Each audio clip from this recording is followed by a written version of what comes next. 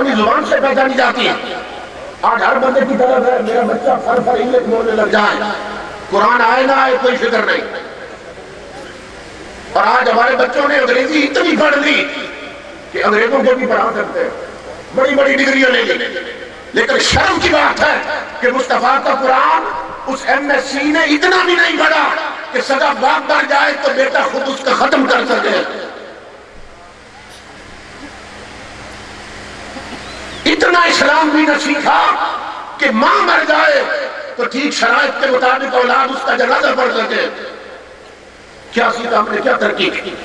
جسے ہم نے ترقی سمجھا یہ تنزل ہے، جسے ہم نے روشنی سمجھا یہ اندھیرا ہے، جسے ہم نے عزت سمجھا یہ ذلت ہے، کیونکہ یہ روشنی ہمیں در رسول سے دور لے جا رہی ہے۔ اس لیے عملی طور پر تاجدار کائنات کی غلامی میں آئی ہے۔ اور جب تک یہ نہیں ہوتا اس طرح کی لاکھوں محفلیں کر لیں، امام الانبیاء کے غلاموں حالات اور بگڑے گئے۔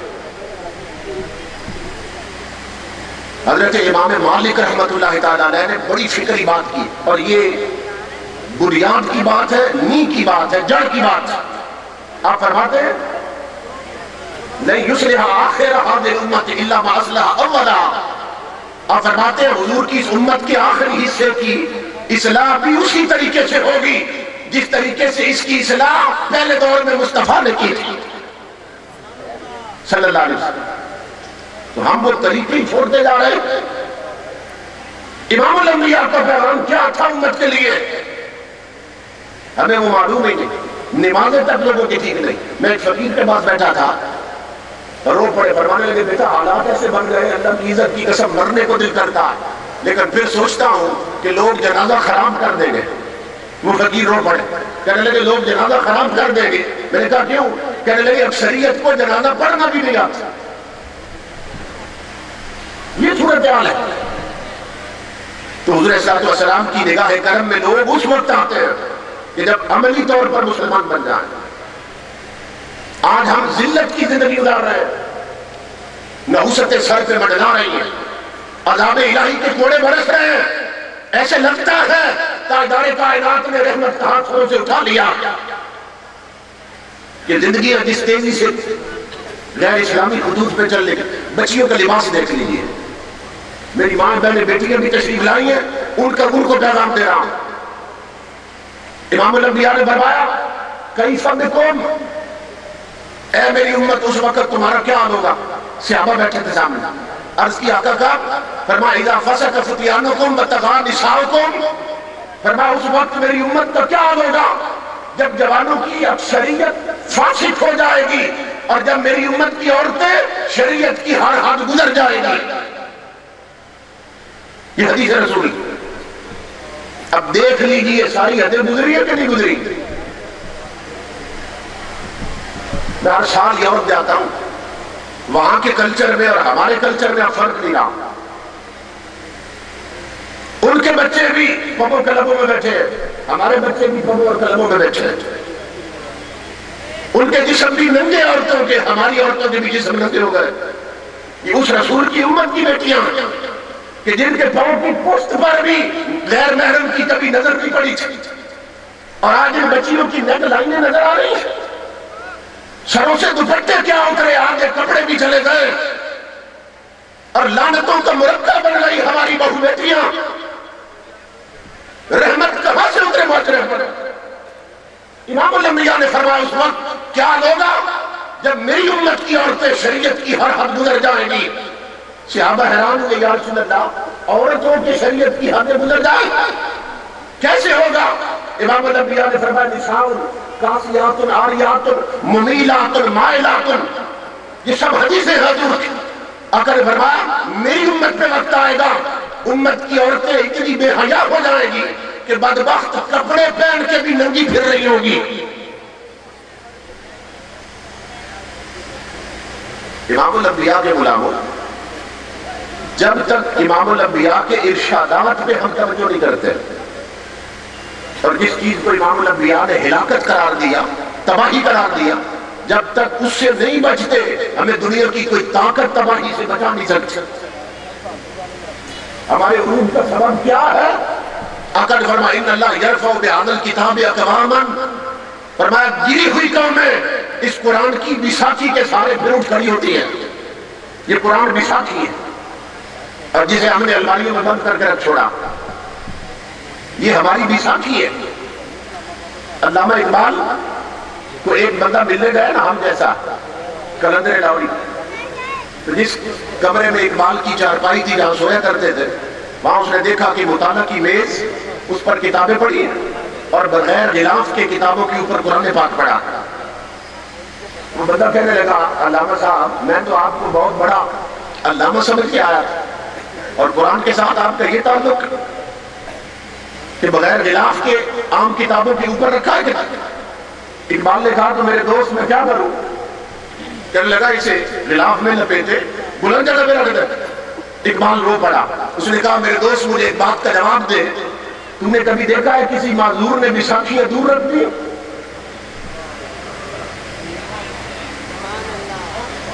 کبھی دیکھا ہے کسی معذور نے بیساکھیاں دور رکھ دی؟ اس نے کہا نہیں. اقبال نے کہا تو کیوں قریب رکھتا؟ کہنے لگا چونکہ انہی کے سہارے اٹھتا بیٹھتا. معذور جو اقبال کی چیخ نکلی، کہا میرے نادان دوست اللہ کی عزت کی قسم، جس طرح معذور بیساکھیوں کے بغیر نہیں چل سکتا، اسی طرح اقبال قرآن کے بغیر نہیں چل سکتا. یہ میری بیساکھی ہے، میں خود سے دور کیسے کر دوں؟ اور نادان کو یہ بیساکھی ہے جو تم نے الماریوں میں بند کر کے رکھ چھوڑی ہے.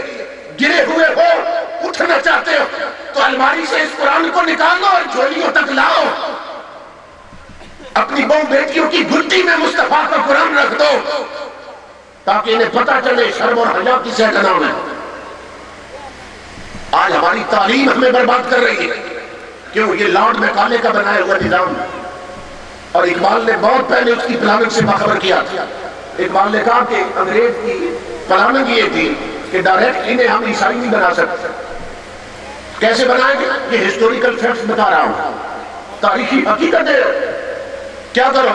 اس نے کہا کہ ہم ڈائریکٹ انہیں کہیں نا کہ کلمہ چھوڑ دو، یہ جان دیتے ایمان نہیں دیتے، تو طریقے سے انہیں کریں گے. کیا نظام تعلیم ایسا وضع کرتے ہیں کہ تعلیم کے تیزاب میں ڈال اس کی خودی کو. قلندر لاہوری کہتا تعلیم کے تیزاب میں ڈال اس کی خودی کو، ہو جائے ملائم تو جدھر چاہے اسے پھر. کہ ہمارا جو تعلیمی نظام ہوگا نا، جو اس وقت ہمارے کالجز میں یونیورسٹیز میں مسلط، اس نظام میں دیکھ لیں فوجوں کی فوجیں بے دین جوانوں کی نکل رہی ہیں. فوجوں کی فوجیں نکل رہی ہیں. کیوں؟ کہ بغیرت جنرل مشرف کے دور سے پنجاب یونیورسٹی ایشیا کی سب سے بڑی یونیورسٹی ہے. وہاں مسلمان بچیوں کے لیے ڈانس اور رقص کی کلاس شروع ہو چکی ہے. سوچئے وہاں ڈانس کی کلاس شروع ہو چکی ہے مشرف کے دور سے، اور آج تک جاری ہے. اور بچیاں رقص سیکھتی ہیں، ڈانس سیکھتی ہیں. شرم اور حیا کہاں سے آئے؟ اقبال نے کہا یہ دشمن کی پلاننگ تھی کہ تعلیم کے تیزاب میں ڈال اس کی خودی کو، ہو جائے ملائم تو جدھر چاہے اسے پھر. کہ جب یہ تعلیم ہماری حاصل کر لیں گے نا تو پھر کیا ہوگا؟ اس بابو کو جو یہ تعلیم حاصل کرے، اسے کلب میں بٹھاؤ گے تو بیٹھ جائے گا، کنجر خانے لے جاؤ گے تو جائے گا، اسے شراب پلاؤ گے تو پیے گا. کیونکہ یہ تعلیم ایسی ہوگی کہ ہم ان کے سینے سے غیرت دینی کھینچ لیں گے اور روح اسلامی نکال دیں گے. اور آج دیکھ لیجئے جوانوں کی فوجوں کی فوجیں نکل رہی ہیں. تو دشمن کی یہ پلانیں. مگر امام الانبیاء کیا پیغام دے کے گئے؟ صحابہ کہتے ہیں ایک جنگ میں قیدی عورتیں آئیں نا حضور کے پاس، قیدی عورتیں، ان میں حاتم طائی کی بیٹی بھی تھی. اب اس کے سر کا دوپٹہ کہیں گر گیا تھا. امام الانبیاء نے دیکھا نا ننگے سر آ رہی ہے. صحابہ کہتے ہیں گرم ریت پر حضور دوڑ پڑے اس کی طرف. کافر کی بیٹی ہے. امام الانبیاء قریب پہنچے اور اپنی کالی کملی اس کے سر پہ ڈال دی. فرمایا میری بیٹی اپنا جسم ڈھانپ لو. اس کی چیخ نکلی حاتم طائی کی بیٹی. کہنے لگی محمد عربی یہ بات سمجھ نہیں آ رہی. اتنی محبت کے ساتھ آج تک چادر میرے سگے باپ نے میرے سر پہ نہیں رکھی اور تو دشمنوں کے میرے سر ڈال رہا۔ امام الانبیاء ہنس پڑے، فرمایا بیٹی ابھی تو مصطفیٰ کا دین نہیں جانتی، مشن سے واقف نہیں۔ سن میری تعلیم یہ ہے کہ بیٹی کافر کی ہو پھر بھی بیٹی ہوتی ہے۔ امام الانبیاء کے غلاموں، جس رسول نے کافر کی بیٹی کا ننگا سر دیکھا تھا اور دل اتنا تڑپا کہ اس کے سر پہ اپنی کملی ڈال دی، وہ کملی جس کی عظمت کی فرشتے قسمیں کھاتے تھے، اب اس رسول کا کلمہ پڑھنے والیوں نے اپنے جسم ننگے کر لیے، مصطفیٰ کے دل پہ کیا بیت رہی ہوگی؟ یہ توجہ طلب بات۔ آخر فرمان میری امت کی عورتیں ہوگی بدبخت کپڑے پہن کے بھی ننگی پھر رہی ہوگی۔ اور حضور نے فرمایا رؤوسہن کاسنمۃ البخت المائلہ، اپنے جوڑے اس طرح باندھے گی ننگے سر کر کے کہ جس طرح عرب کے بختی اونٹوں کی کوہانیں ہوتی ہیں، یہ صورتحال ہو جائے گا۔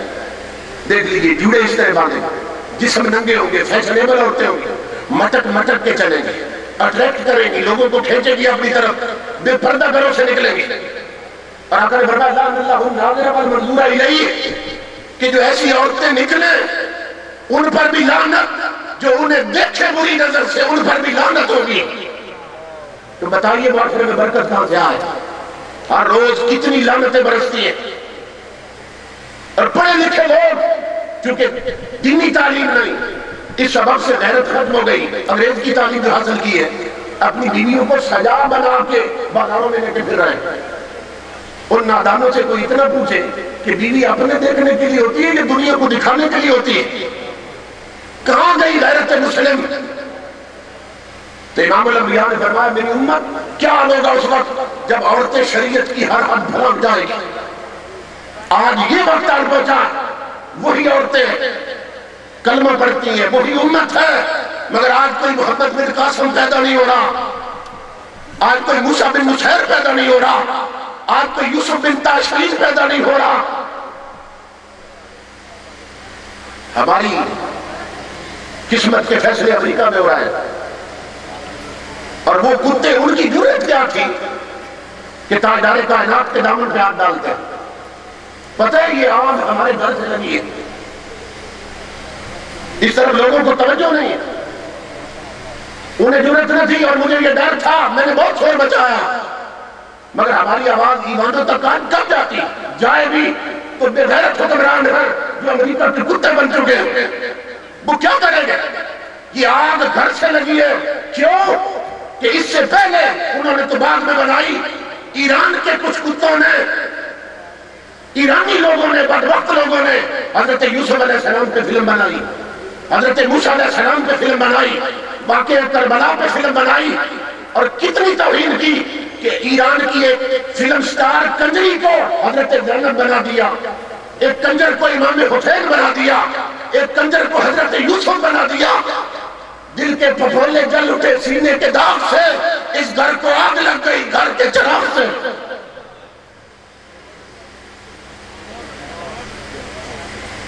یہ سوچئے انہیں کیا ضرورت تھی، اور مجھے خطرہ تھا کہ اسی چیز کو بہانہ بنا کے یہ بات دامن رسالت تک نہ لے جائیں، اور آج انہوں نے وہ سارا کچھ کر لی۔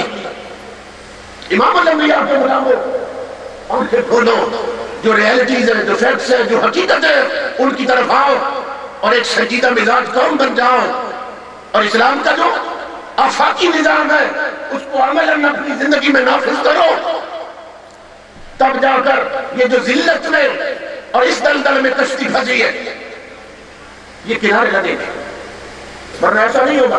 امام الانبیاء نے ہمیں فرمایا، سارے راستے حضور نے بتائے، فرمایا کیسے اٹھو گے؟ آج ہوٹلوں پہ بات ہو رہی ہے، بھئی اگر آرمی ہماری ہے، فوج کہتے ہیں ہماری ہے، اور اسلحہ امریکہ کا ہمارے پاس، تو ہم پوری دنیا فتح کر لیتے ہیں۔ یہ میں نے ہوٹلوں پہ عام لوگوں سے سنا، یہ ہماری فوج بڑی تیز ہے، اگر ہمارے پاس اسلحہ امریکہ کا، کہتے ہیں پوری دنیا فتح کر لیں، دنیا ایسے فتح نہیں ہوتی۔ آؤ مدینے کی طرف منہ کر کے اپنے رسول سے پوچھتے ہیں صلی اللہ علیہ وسلم، آقا ہم دنیا فتح کرنا چاہتے ہیں، کیسے ہوگی؟ امام الانبیاء نے فرمایا افتتحت القرآن بالسیف وافتتحت المدینہ بالقرآن، فرمایا دنیا کے حکمرانوں نے ملک فتح کیے، علاقے فتح کیے، سلطنتیں فتح کی، تلوار کے زور پر، تمہارے رسول نے مدینہ فتح کیا قرآن کے زور پر۔ ہماری سب سے بڑی طاقت قرآن ہے، جسے ہم نے الماری پہ بند کر کے رکھ چھوڑا، اس کے ساتھ واسطہ اور تعلق ہی کوئی نہیں رہا۔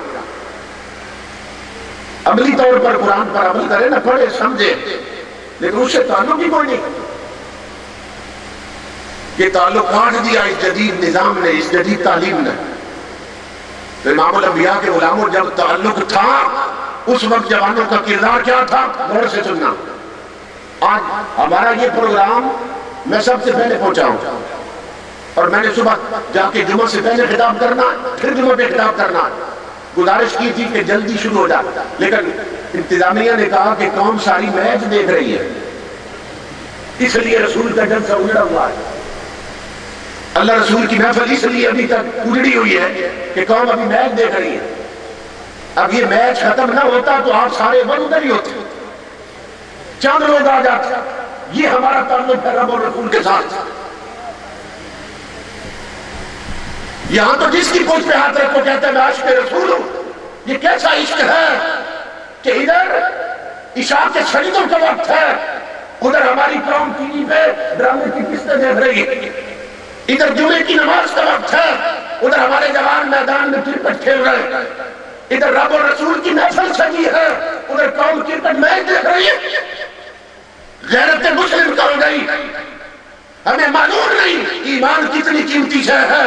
پوچھو اصحاب رسول سے، ایک جنگ ہو رہی تھی، امام الانبیاء خیمے میں جنگ کا منظر دیکھ رہے تھے، سیدنا فاروق اعظم آتے ہیں، ایک بندے کا سر کاٹ کے ہاتھ میں پکڑا ہے بالوں سے اور حضور کے قدموں پہ رکھ دیتے ہیں۔ امام الانبیاء فرماتے ہیں عمر یہ کس کا سر لائے ہو؟ رو کے عرض کرتے آقا تیری زلفوں کی قسم سگے ماموں کا سر کاٹ لایا ہوں، سگے ماموں کا سر کاٹ لایا ہوں۔ تھوڑی دیر گزری حضرت ابو عبیدہ آ گئے، ایک بندے کا سر کٹا ہاتھ میں ہے حضور کے قدموں میں، فرمایا ابو عبیدہ کس کا سر ہے؟